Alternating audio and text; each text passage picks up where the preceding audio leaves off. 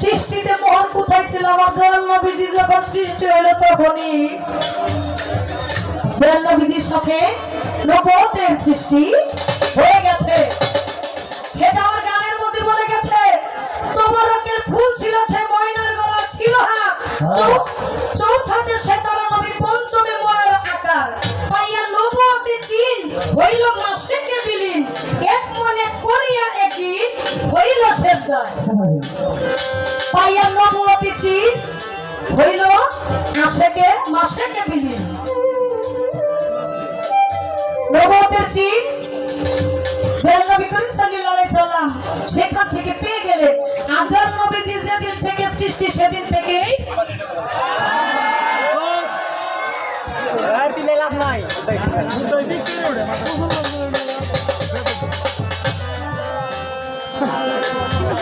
নবী যখন সৃষ্টি, এই সৃষ্টিতে তার সাথে তখনই নবুয়ত ছিল, তখনই মোহর ছিল।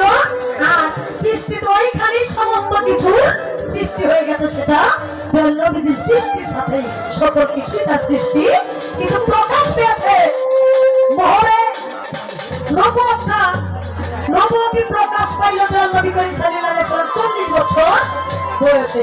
সেটা প্রকাশ পাইল, কিন্তু নবীজি যখন সৃষ্টি তখনই নবুয়তের সৃষ্টি।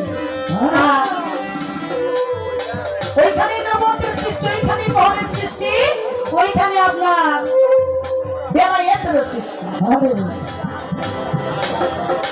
আমার কাছে আরেকটা কথা বললেন, মোহর যে পৃষ্ঠ দেশে ছিলেন এটা দেখলো কে? সর্বপ্রথম দেখলো কে? আমরা সবাই জানি নবী করিম সাল্লাল্লাহু আলাইহি সাল্লাম তার একজন সাহাবা ছিলেন, নামটা ছিল আক্কাস। নবুয়ত, মোহরে নবুয়ত সম্বন্ধে অনেক সাহাবায়ে একরাম জানতেন, কিন্তু কেউ দেখে নাই। জানতেন অনেক সাহাবায়ে একরাম, তার মধ্যে আক্কাসের মা উনিও জানতেন যে নবী করিম সাল্লাল্লাহু আলাইহি ওয়াসাল্লামের পৃষ্ঠ মুবারকের দেশে মোহরে নবুয়ত আছে। এই নবুয়তের মধ্যে, এই মোহরের মধ্যে যে ব্যক্তি চুম্বন করতে পারবে ওই ব্যক্তি সহ তার 14 গোষ্ঠী ফেরেশতাগণ। এই কথাটা আক্কাস শুনেছিলেন। আক্কাস শোনার পরে ছলনা করে এই মোহরে নবুয়তটা তিনি দেখেছিলেন, দেখে ওর মধ্যে একটা চুম্বন করেছিলেন। এই ঘটনা আপনারা জানেন না অনেকেই। কিভাবে? এই কথা আমি একটু সংক্ষেপে বলি। সাহাবায়ে একরামদের সামনে যখন নবীজি বসা, তখন নবী করিম সাল্লাল্লাহু আলাইহি ওয়াসাল্লাম বলেছিলেন যে তোমাদের কাছে একটা কথা বলি, আমি যদি কারোর কাছে কোনো ভুল করে থাকি, কোনো কিছু করে থাকি, সেটার বিনিময় তোমরা চাইতে পারো। এই কথা শোনার সঙ্গে সঙ্গে আক্কাস বলেছিলেন, হুজুর আপনি আমার এক যুদ্ধে গিয়া, এক জায়গায় গিয়া আমার এই পৃষ্ঠ দেশে চাবুকের বাড়ি দিয়েছিলেন।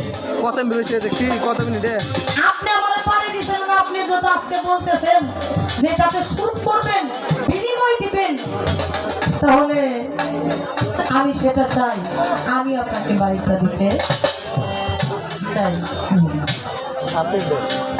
এই কথা শোনার সঙ্গে সঙ্গে অনেক সাহাবায়ে একরাম সেখানে ছিলেন, সকলের দুইটা নয়ন অশ্রুসিক্ত হয়ে গেলেন।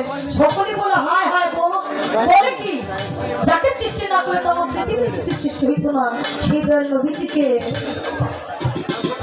পৃষ্ঠ দেশে সেটা সুখ দিবে, মারবে, এটা তো হয় না।